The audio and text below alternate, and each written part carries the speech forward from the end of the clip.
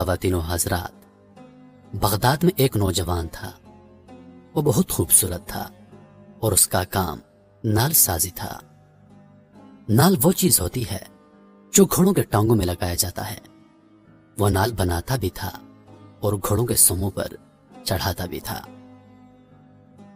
نال بناتے وقت تپتی بھٹی میں سرخ شعلوں کے اندر وہ نال کو رکھتا اور پھر آگ میں اسے کسی اوزار کے ساتھ نہیں پکڑتا، بلکہ آگ میں ہاتھ ڈال کے اس تپتے ہوئے شعلے جیسے نال کو نکال لیتا اور اپنی مرضی کے مطابق اس کی شکل تجویز کرتا۔ لوگ اسے دیکھ کر اس کو دیوانہ کہتے اور حیران بھی ہوتے کہ اس پر آگ کا کوئی اثر کیوں نہیں ہوتا۔ ایک مرتبہ اس کے پاس کسی دوسرے شہر کا آدمی آیا۔ جب اس نے ماجرا دیکھا تو اس نے تجسس سے اس نوجوان سے پوچھا کہ اسے گرم گرم لوہا پکڑنے سے کیوں کچھ نہیں ہوتا۔ اس نوجوان نے جواب دیا کہ وہ جلدی میں لوہے کو اٹھا لیتا ہے اور اب اس پر ایسی کیفیت طاری ہو گئی ہے کہ اس کا ہاتھ آگ کو برداشت کر لیتا ہے اور اسے کسی اوزار کی ضرورت نہیں پڑتی۔ اس آدمی نے کہا کہ میں اس بات کو نہیں مانتا، یہ تو کوئی اور ہی بات ہے۔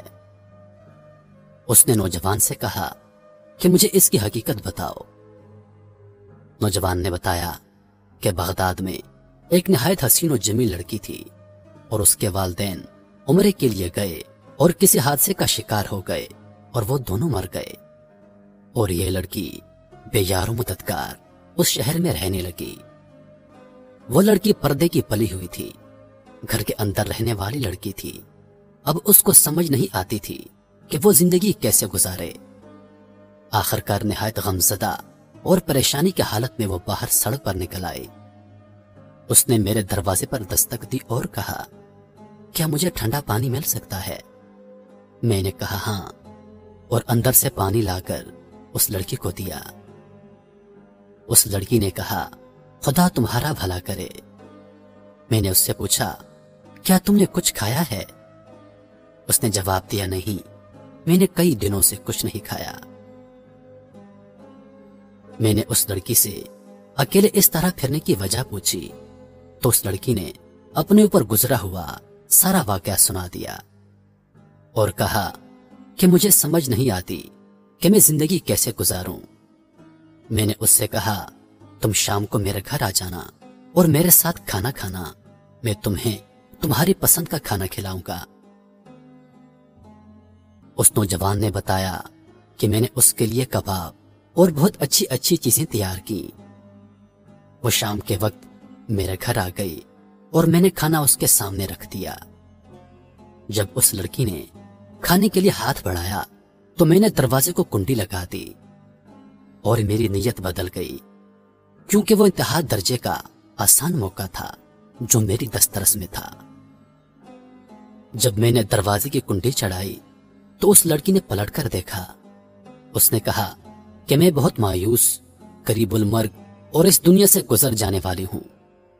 اس نے مزید کہا، اے میرے پیارے بھائی، تو مجھے خدا کے نام پر چھوڑ دے۔